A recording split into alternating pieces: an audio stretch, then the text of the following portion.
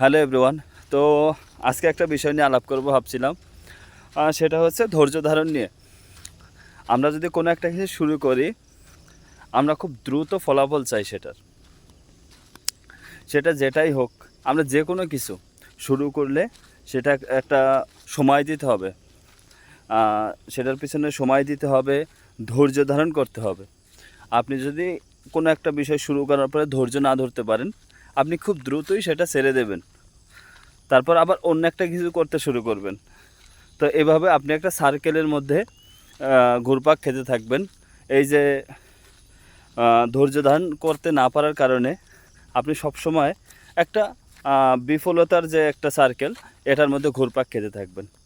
তো আপনার আমার কি করা উচিত, সেটা হচ্ছে যদি আমরা কোনো একটা কিছু শুরু করি, ধৈর্য ধারণ করতে হবে। খুব তাড়াহুড়া করলে আমরা খুব দ্রুতই কি বলে আমরা খুব দ্রুতই পিছিয়ে পড়ব এবং আমরা করতে পারবো না যেই জিনিসটা আমরা করতে চাই।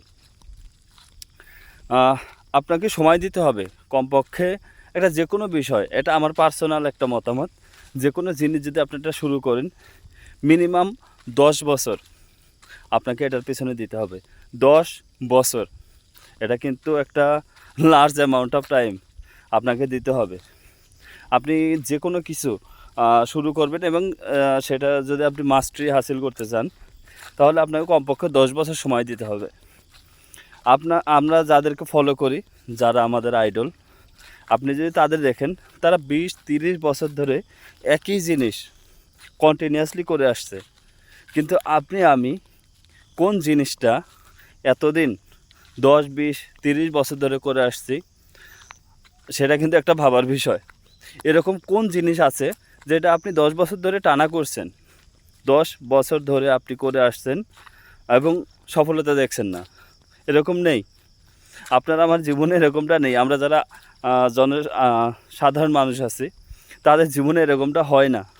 তারা যে কোনো একটা কিছু যদি আমরা শুরু করি, আমরা ধৈর্য ধারণ না করে ছেড়ে দিয়ে নতুন একটা কিছু শুরু করি, তারপর আবার নতুন একটা কিছু শুরু করি।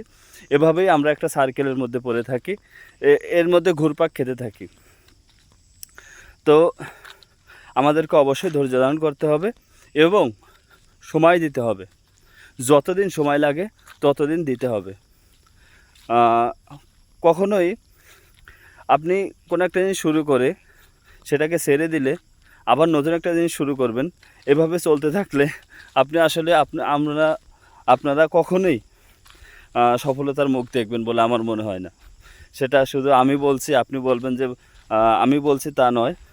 এটা যে কোনো মানুষই আপনাকে এটাই বলবে।